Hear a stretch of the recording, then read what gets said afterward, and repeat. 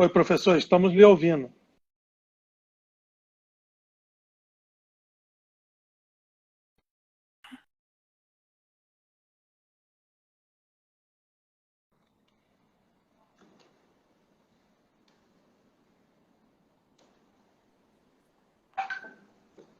Agora acho que deu certo. Sim, sim. Agora deu certo. Ufa! Depois de muita luta, deu certo. Então, bom, vamos lá, né? Bom, vamos falar. Já chegou, fez uma apresentação prévia, né? Eu trabalhei no Banco Central do Uruguai, do Brasil e da Argentina, e eu trabalhei no OPEP. São os lugares aí que eu apanho pra caramba, onde a gente mais aprende, a gente mais leva pancada, tá certo? Né? E hoje eu trabalho na Infomoney. Eu tive aí um período meio ruim da vida, na verdade, eu tive dois períodos bem ruins. Um deles eu fiquei internado no hospital psiquiátrico em Petrópolis durante 6 meses. E o segundo período bem ruim mesmo foi quando eu fiquei com depressão, fiquei 7 anos em casa. Entre 2010 e 2017, eu não saía de casa. Foi um período difícil, mas como eu já tinha acumulado muita grana das opções, das operações lá, eu passei sem grandes sufocos, né? E aí depois, em 2017, quando eu voltei para o mercado, o pessoal da Infomoney precisava de alguém mais especializado em derivativos e tinha uma seguinte questão. Todos os derivativos no mundo, eles estão focados aonde? Estão focados nos modelos americanos de precificação. Eu era o único que trabalhava com o modelo europeu e da Ásia Central. Né? Tanto que eu dei muito suporte, né, para os países da ex-República Soviética, das ex-República Soviética, Moldávia, Lituânia, o Azerbaijão, a Romênia e a Polônia. Eu dei muito suporte, né, em termos de estruturas de bancos centrais, porque eu tinha experiência com isso, adquirido na época que eu trabalhei lá no Uruguai. E aí eu resolvi trazer um projeto da Áustria, chamado Sala Mestres Derivativos, que é um projeto que os austríacos tentaram fazer meio que uma escola de derivativos e não deu muito certo. Aí eu trouxe aí, graças a Deus, deu certo aqui no Brasil. Eu estou muito contente lá com o projeto. É uma franquia austríaca, né? Só que a Infomoney, né, que vamos dizer, administra, né, essa Certo, sala aí. certo. E, e os derivativos, basicamente, eles são contratos futuros, né? Basicamente, assim, quando a gente tem um ativo, vamos pensar numa casa. Uma casa, ela tem 4 atributos básicos, um ativo. Entre a propriedade e o usufruto. Quando você aluga, fica bem claro que a diferença entre propriedade e usufruto. O usufruto tem valor, propriedade também com a valorização. Existe outro atributo do ativo que é o lastro. Então vamos supor, você vai fazer uma exportação, precisa de uma antecipação de recebíveis. O banco vai te cobrar lá 3,5% ao mês, 4%, uma antecipação recebível. Se você deixa o imóvel de garantia, já cai para 1,5% essa antecipação de recebíveis. Ou seja, o seu laço, a sua garantia, o seu imóvel tem uma garantia. E existe um quarto atributo, né, que não é um lastro, que se chama assunção.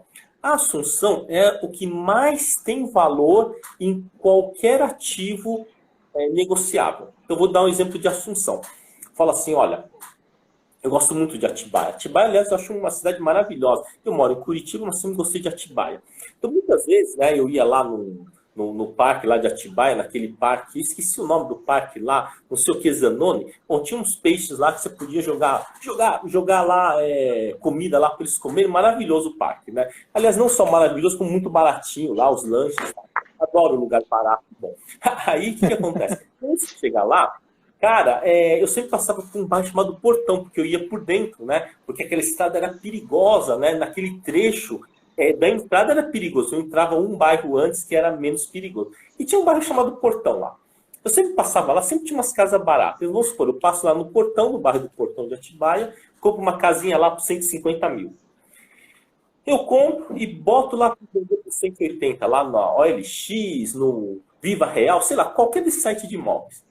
Passou um mês e eu não vendi. O que acontece? Não acontece nada, eu ainda tenho que pagar o anúncio, né? Agora vamos supor o seguinte, você chega lá, você compra uma ação, você fala assim, cara, eu vendo essa ação, eu compro uma ação por 30 e eu boto lá e falo, ó, no 35 eu vendo ela, eu vou lá e entrego ela. Só que essa promessa, essa assunção de venda, eu assumo vendendo 35, ele tem um valor. E esse valor está na opção. Você pode vender uma opção e se ele subir e chegar nos 35, você entrega 35. E se não chegar, você bota o prêmio no bolso. Então, a assunção tem valor. E essa que é a grande questão do mercado financeiro. As pessoas ficam comprando um monte de coisa e não sabem qual que é a diferença entre a propriedade. Na verdade, só entende a propriedade. Ele não entende a diferença entre a propriedade e o usufruto, acho que até dá para entender. Mas o laço e a assunção que tem mais valor. E grande parte das operações hoje, elas são o quê? Trabalham as assunções, tá? Ou então trabalham o quê? Os compromissos futuros. Então vamos pegar, por exemplo, o mini dólar e o mini índice. Aqui é o que acho que o pessoal hoje está muito em voga. Tal. O que acontece? Para que serve o mini dólar? Vamos pegar a seguinte situação. A gente tem, por exemplo, uma situação do seguinte. Eu sou um importador. E o dólar acima de 5,20 eu me arrebento. Tá? Mas o dólar está 4,20 nesse momento. Então o que eu faço? Eu faço lá o meu cálculo de chamado núcleo de valor, que é a partir de que ponto que eu me ferro lá no dólar, que me dá o break-even do dólar. Então vamos supor que é 4,70. Então, quer dizer, mais de 4,70 ou mais de 5,20 eu me arrebento. Então o que eu faço? Eu faço lá um cálculo que, olha, no 4,70 o meu processo de produção me dá ainda 15% de margem. Eu vou lá e travo no 4,70 e compro uma opção do 4,70. Se explodir o dólar, eu vou pagar 4,70 e eu protejo a minha produção. E se não chegar no 4,70? Ótimo.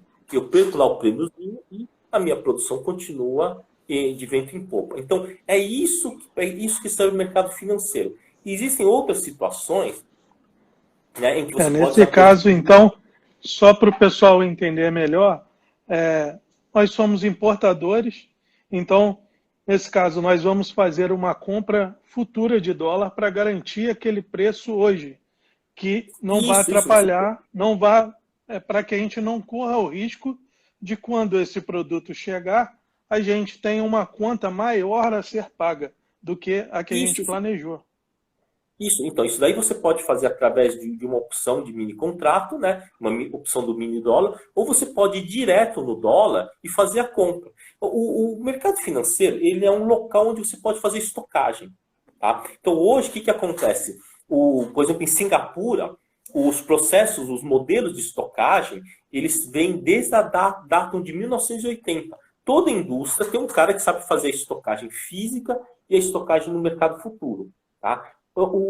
A matéria de mercado futuro aqui no Brasil, você vê alguma coisinha lá no final, nas últimas aulas de administração, quando o cara já está se formando e nem abre o livro, né? O professor já passou todo mundo. Lá não.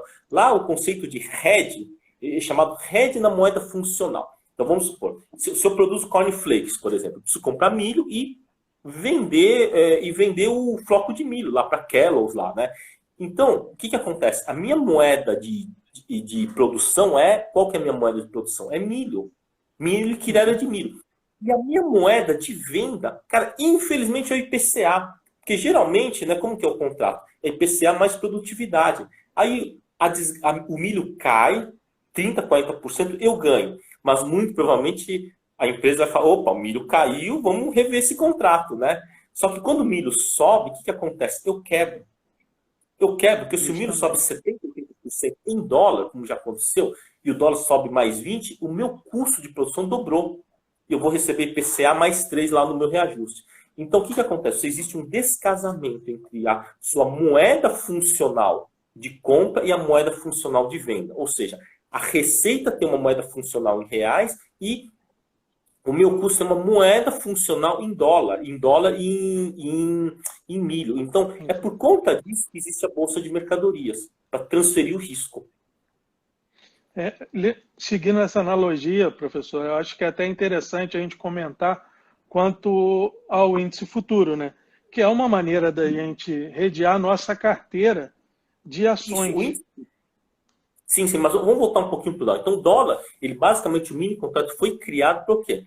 Para que o pequeno importador, o pequeno exportador possa fazer o hedge direto na bolsa, sem o quê? sem ter que fazer NDF no banco. Porque o NDF do banco, ele te cai falar 8, 10% ao ano, tá certo? Então vamos supor o seguinte, vamos supor que eu sou exportador, tá? Eu tenho um amigo que ele é exportador, né, de sutiã. Ele é um exportador de sutiã, ele faz um sutiã, né? Tem aí algumas questões aí quando você vai exportar para país árabe, que você tem que ter todo um processual legal, né, para estar dentro, né? Porque as leis islâmicas são mais rígidas, né? Então, o que acontece? Eles exportam um sutiã específico de algodão, né? E ele ganha bem porque ele cumpre todas as exigências dos países árabes, né? Então, esses tempos aí, o que acontecia? Cara, ele estava sofrendo, porque o dólar chegou a 3,20, o cara estava quase quebrando lá. Tava quase, embora ele tivesse uma margem de lucro. E agora o que aconteceu? O dólar foi a 5 e tralalá. O que o cara fez? Ele falou, cara, o dólar a 5, eu tenho 70% de lucro na minha produção. Ele foi lá e sentou a mão. Ele vendeu praticamente aí quase que 1 ano e 4 meses de receita em dólar, mas usando 5,15. Aí você vai falar pro cara, pô, isso o dólar explode. O cara fala, não quero nem saber, porque nesse preço de 5,15, eu tenho quase que 80%. Tá muito bom. Isso, então, esse é o difícil entendimento que as pessoas têm do mercado futuro. Tá certo? O cara fala, não, o dólar pode subir mais ou tentar ganhar mais. Não, você tem que vender o contrato futuro mesmo, porque o seu custo de produção é muito baixo. Quando estava 3,40, o cara chegou a pensar em fechar a fábrica e ele demorou para certificar, né, nos países árabes quase 3 anos de, olha, um trabalhão, né? Então, as pessoas elas não têm esse entendimento de que o mercado financeiro, tanto o mini dólar como o futuro, ele é feito para você usar como hedge. Pode fazer day trade? Pode, fique à vontade. Aí você vai ter que estudar lá o desvio padrão, ou então talvez aí os gráficos, né? Mas a função principal do mercado futuro é transferir o risco, tá certo? E agora tem aí algum falando sobre índice futuro. Hoje, quando você vê o índice futuro e o índice à vista, ele tem uma pequena defasagem só de mais ou menos 400 pontos, né? Pra vocês terem uma ideia, essa diferença já chegou para 2 meses, já chegou a quase 14%. Ou seja, o futuro daqui a 2 anos é 14%. Então, o que acontecia nessa fase aí? Todos esses caras aí que estão multibilionários na bolsa, a maioria deles, ele não vai te contar o pulo do gato, como é que eles enriqueceram.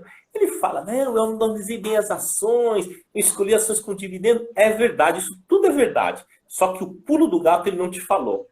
E justamente o pulo do gato é o seguinte, é que tinha uma época que o DI era muito alto o DI.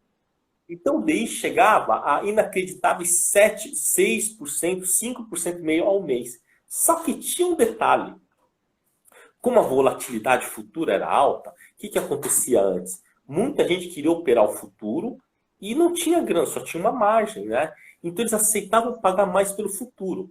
Então se você for pensar num DI de 5,5%, 2 meses dá 11%.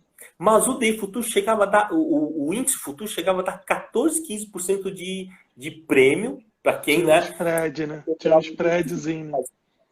Isso, então o que o cara fazia? O negócio era simples. Ele comprava, não era tão simples, tinha que analisar. Comprava papel bom, Eternit, Souza Cruz, Itaú, Itaúsa, Banco do Brasil, Bradesco, né? Comprava empresa boa, via mais ou menos a sua correlação com o índice, vamos supor, aí assim, comprava lá, por exemplo, 1 milhão de reais em ações do índice, por exemplo, né? Ia lá no futuro, vendia 1.150.000 em futuro. Em futuro, né? Então, o que acontecia?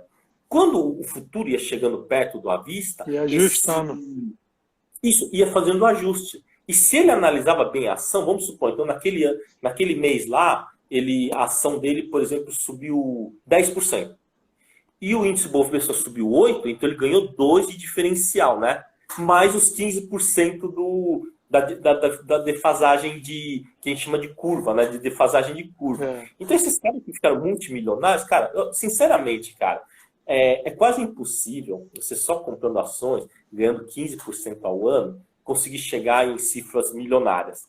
Agora, se você ganha 15% cada 2 meses, é só fazer a conta. 15% cada 2 meses, 7% ao mês, vai dar 120%, 130% ao ano. Você dobra o capital cada 10 meses. Você pensa, cada 10 meses dobra o capital, em 5 anos são 60 meses, Nossa, multiplicou quase 30, 40 o capital. Então, esse pessoal que enriqueceu muito, enriqueceu numa fase em que a Bolsa permitia uma operação estruturada, em que você comprar